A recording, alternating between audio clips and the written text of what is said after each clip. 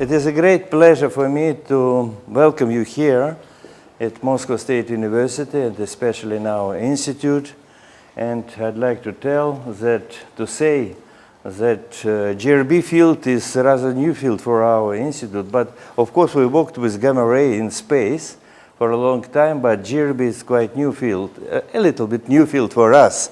And due to the establishment in the nearest past, the new laboratory led by Professor George Smoot, Extreme Universe Laboratory, I suppose it will help us to make this field broader and broader and broader in our university, in our institute.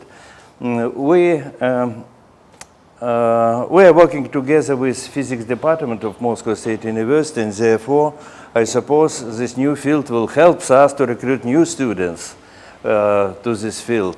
So thank you very much for your coming. And now I would like to ask you to say just a few words. George, please come. Really pleased that you made it here.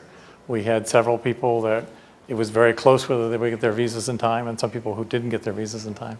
So we have a couple of empty chairs because of people whose invitations didn't appear too soon.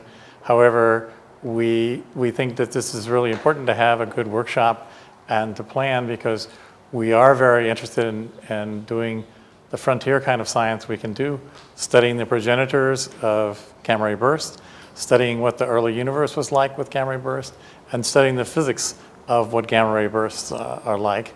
And that gives you information about the formation of black holes, if the theory is correct, but gives you information about the mechanisms for how the light is actually emitted, how the gamma rays and so forth come out.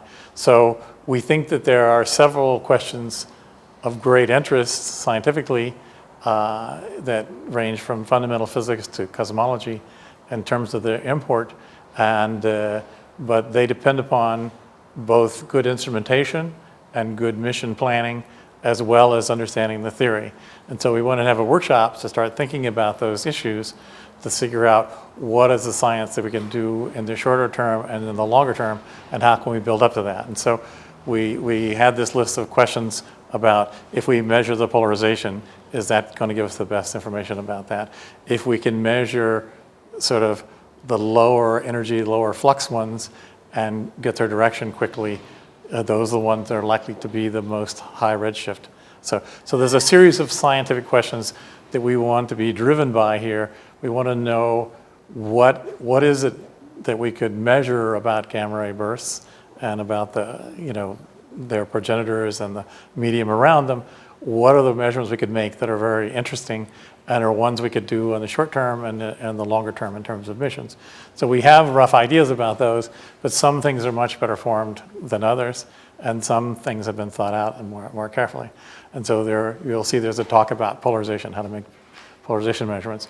So we had two questions, right? How can we make them? How well can we make them? Second of all, what does it tell us about it? So those are the kind of questions that we would like to address. And so we wanted to have a series of talks, but we wanted to have some discussions, and we're hoping this will inspire people to think of some joint papers or some joint projects that we can do as a result of that, so that we can do that. And this is a learning experience for us, both in running the conference and learning the kind of workshop information that we have to build up for what we want to do for the next generation. So it's important to bring the people here, and we even value the students, the 3 students who made it here. Wave your hands. The students are too shy, but we want to engage them because we want them to become the people who are doing their theses and doing their postdoc work on this kind of activity. So anyway, thank you very much for coming, and even more for participating and helping us understand how to attack these problems.